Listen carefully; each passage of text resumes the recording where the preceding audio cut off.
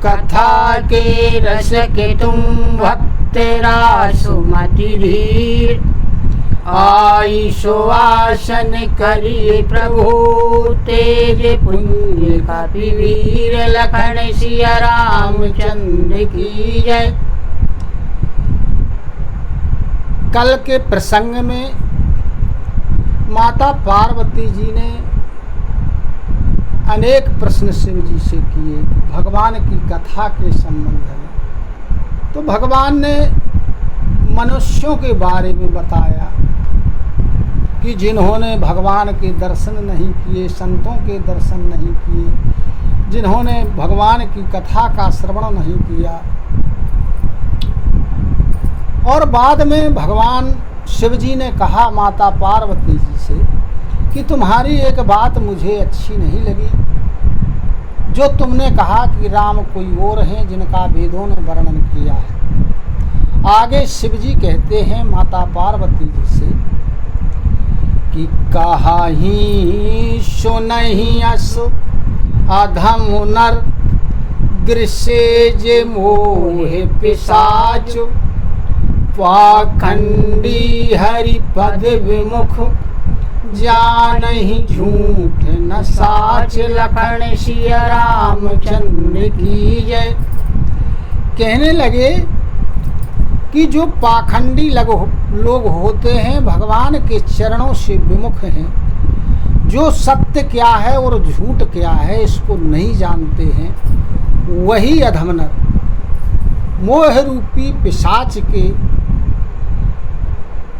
द्वारा ग्रसित हैं और वे ही ऐसा कहते और सुनते हैं। अज्ञेय कोविद अंधे अभागी, काई विषय मुकुर मन लागी। लंपटो कपटी कुटिल विषेखी, सपन हूँ संत सभा नहीं देखी। कहते हैं कि अज्ञ यानी जो अज्ञानी है, अकोविद यानी जिन्हें ज्ञान नहीं, मूर्ख हैं, अंधे हैं, अभागी हैं, भाग्य से हीन हैं, यानी जिनके मन रूपी दर्पण में और विषयों की काई लगी हुई है,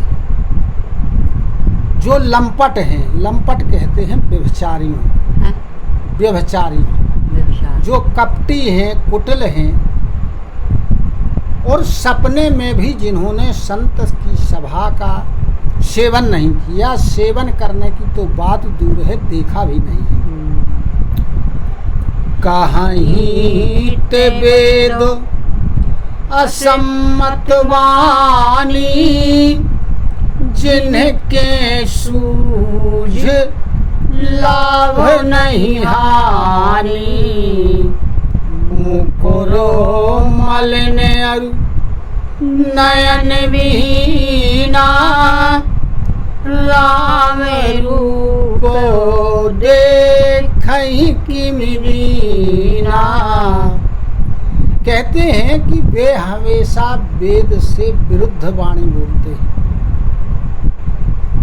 नियम के विरुद्ध बात करते हैं, जिन्हें लाभ और हानि समझ में नहीं आती। वो ये विचार नहीं करते हैं कि जो हम कहते हैं इससे क्या लाभ होगा, क्या हानि होगी, इसका क्या प्रभाव पड़ेगा, इसका विचार नहीं करते। उनका जो हृदय रूपी दर्पण है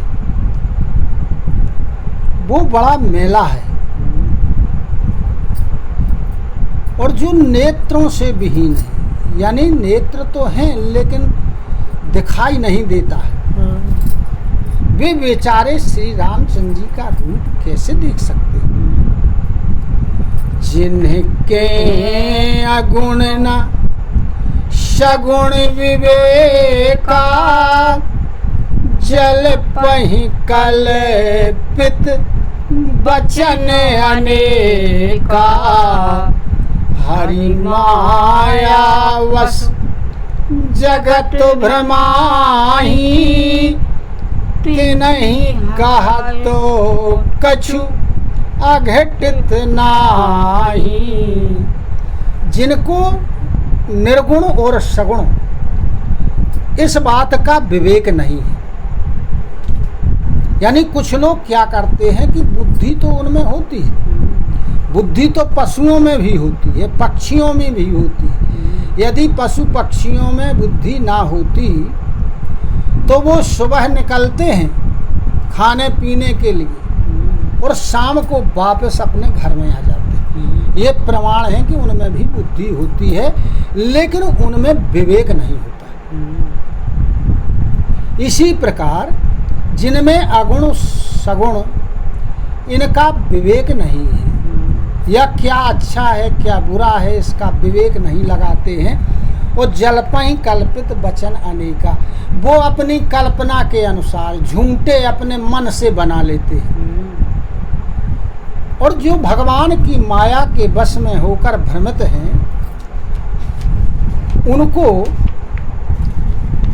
कहने में कोई दिक्कत नहीं है, वो सब कुछ कह सकते हैं, उन पर कोई भरोसा नहीं किया जा सकता है, उनके लिए कुछ भी कर डालना संभव नहीं है। जो पहले विवेक नहीं लगाते हैं कि हम जो कह रहे हैं उसका क्या प्रभाव पड़ेगा, उससे क्या हानि होगी, क्या लाभ होगा, जो विवेक ही नहीं लगाना है तो चाहे जो कह दें, अपने मन में जो आया वो कह दिया। बातल हो भूत विवश मतवारे, जे नहीं बोलहि वचन विचारे, ते नहीं जिन्ह कृत महा मोह मद पाना, तिन्ह कर कहा करिए नहीं काना। कहते हैं कि जो बात का रोगी हो, जो बात होता है व्यक्ति के शरीर में, वो वायु के कारण होता है, हवा के कारण। तो जो वायु रोग से पीड़ित हो गया हो, जो भूतों के बस में हो गया, यानी पागल साध पागल, और जो विचार करके वाणी नहीं बोलते हैं, कहने के पूर्व जो उस पर विचार नहीं करते हैं, और जो महामोह रूपी मदिरा में मस्त है, ऐसे लोग अच्छी वाणी नहीं बोलते हैं, इसलिए कि वो उस पर विचार ही नहीं करते, तो अच्छी क्या बोलेंगे। और इनका कहने पे ध्यान नहीं देना चाहिए, ना इनकी बातों का कोई महत्व रहता है। सोठा है अस निज हृदय विचारी, तजु संशय भजु राम पद, सुनु गिरिराज कुमारी, भ्रमतम रवि कर बचन मम, लखन सिया रामचंद्र की जय। कहते हैं कि हे पार्वती जी, अपने हृदय में ऐसा विचार करके जो तुम्हारे अंदर भ्रम है या संदेह है उसका त्याग कर दो। और हे पार्वती, जो अज्ञान रूपी अंधकार को या मोह रूपी अंधकार को नाश करने के लिए सूर्य की किरणों के समान है, कौन? यानी भगवान। तो उन भगवान के लिए जो मैं वचन कह रहा हूँ, उन मेरे वचनों को सुनो। अब क्या हुआ कि पार्वती जी ने यहाँ शिव जी से भगवान की कथा सुनाने का आग्रह किया। उधर इसके पहले जब रामायण की शुरुआत हुई तो उधर भारद्वाज जी ने याज्ञवल्क्य जी से प्रश्न किया, आग्रह किया कि हमें भगवान की लीला कथा का श्रवण कराइए। इसी प्रकार का संदेह भारद्वाज जी ने व्यक्त किया, किससे? याज्ञवल्क्य जी से। तो याज्ञवल्क्य जी ने भी यही कहा कि तुम्हें कोई भ्रम नहीं है, ना संदेह है, तुम लीला कथा सुनना चाहते हो। यही बात शिव जी ने पार्वती जी से कही। याज्ञवल्क्य जी ने जब भरद्वाज जी को कथा सुनाना प्रारंभ की तो कहाँ से सुनाई शुरू की? एक बार शंभु गए कुंभजरी, यहाँ से उनने तो पूरा सती शिव जी का जो कथा थी वो सुनाई। फिर सती की मृत्यु हो गई, उन्हें योगाग्नि में भस्म कर लिया अपने शरीर को। फिर पार्वती जी के जन्म की कथा, शंकर जी का वैराग्य, ध्यान, तपस्या पार्वती जी की और शंकर जी का विवाह, ये कथा करते करते यहाँ तक अभी सुना रहे हैं याज्ञवल्क्य जी, भरद्वाज जी। अब शिव जी पार्वती जी को कहाँ से कथा सुनाना प्रारंभ करते हैं? यहाँ से। उन्होंने पूछा था कि सगुण और निर्गुण में क्या अंतर है, भगवान सगुण रूप क्यों धारण करता है? तो कह रहे श्री शिव जी कि सगुण नहीं अगुण नहीं, नहीं कछु भेदा, गावहि मुनि पुराण बुध वेदा, अगुण अरूप अलख अज जोई, भगत प्रेमो वश सगुण सोई। कहते हैं कि जो निर्गुण है और जो सगुण है, इन दोनों में कोई अंतर नहीं है, ऐसा वेद और पुराण और मुनि लोग गाते हैं या कहते हैं। भगवान कैसा है? निर्गुण है, निर्विकार है, अजन्मा है, अरूप है, जिसका कोई रूप नहीं है, अव्यक्त है। ऐसे प्रभु हैं जो निराकार हैं, लेकिन भक्तों के प्रेम के बस में होकर के भगवान सगुण रूप धारण कर लिया करते हैं। जो गुण रहित सगुण सोई कैसे, जल में उपालो बिलग नहीं जैसे, जासु नामो भ्रम तिमिर पतंगा, तेहि किमि कहिए विमोह प्रसंगा। कहते हैं शिव जी कि जो गुणों से रहित है यानी निर्गुण है, वही सगुण कैसे, इसको सिद्ध करिया जाए। तो शिव जी कहते हैं कि जिस प्रकार जल होता है और ओले होते हैं या बर्फ होता है, तो वही जल है, वही ओले हैं, वही बर्फ है, इसमें कोई अंतर नहीं है। लेकिन जल तरल पदार्थ में है, ओले और बर्फ ठोस हो गया, उसका रूप बदल गया। तो बोले इसी प्रकार सगुण और निर्गुण एक ही है, उसमें कोई भेद नहीं है। कहते हैं जिसका नाम लेकर के मोह रूपी जो भोरे भ्रमण है या अंधकार है, भ्रम है, इसको दूर करने के लिए जो सूर्य के समान है, उसके लिए मोह का प्रसंग ही कैसे कहा जाए, कहाँ से बनता है मोह का प्रसंग?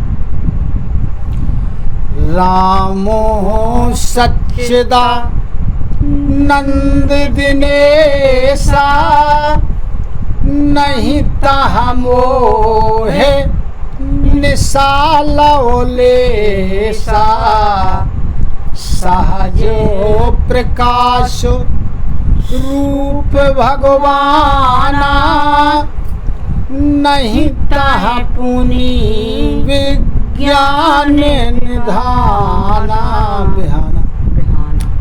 कहते हैं कि राम कैसे हैं? सच्चिदानंद, सच्चिदानंद में सत्य चित्त और आनंद, ऐसे भगवान श्री रामचंद्र जी सच्चिदानंद स्वरूप हैं। वहाँ मोह रूपी रात्रि है ही नहीं है, नाम मात्र को। क्योंकि जो भगवान है वो स्वाभाविक रूप से प्रकाश स्वरूप है। वहाँ विज्ञान रूपी यदि प्रातः काल हो, सुबह हो, भगवान तो नित्य ज्ञान स्वरूप है, नित्य प्रकाश स्वरूप है। हरसो विखादो ज्ञान अज्ञाना जीवो धर्म ही मिति अभिमाना रामो ब्रह्म व्यापक जग जाना परमानंदो परेश पुराना। हर्ष और विषाद, ज्ञान और अज्ञान, जीव और धर्म, ये सारे जीव धर्म अहिमिति अभिमाना। ये चार चीजें जैसे हर्ष है, विषाद है, ज्ञान है, अज्ञान है, ये भगवान के धर्म नहीं है, ये जीवों के धर्म है। अहंकार है, अभिमान है। ब्रह्म तो कैसा है? ये व्यापक है, परमानंद स्वरूप है, ये सारा संसार जानता है।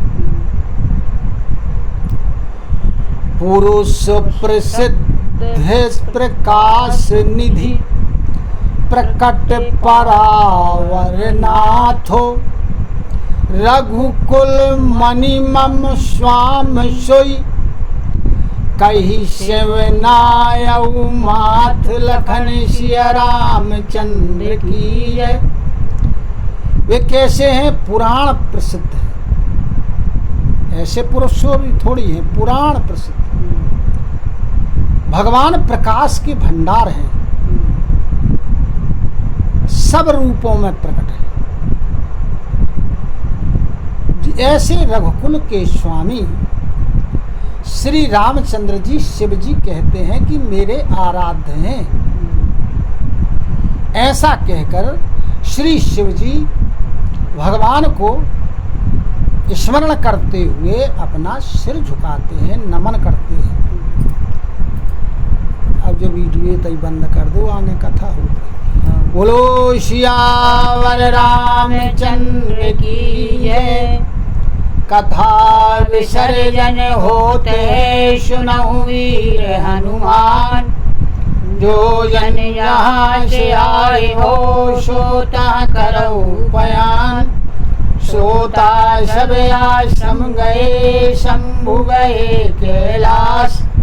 रामायण मम हृदय में सदा करो तुम वास। लखन सिया रामचंद्र की जय। उमापति महादेव की जय। पवन सुत हनुमान की जय। बोलो गुरु गोविंद की जय हो। जय जय सीताराम, जय जय राधे श्याम। नमः पार्वती पते हर हर हर महा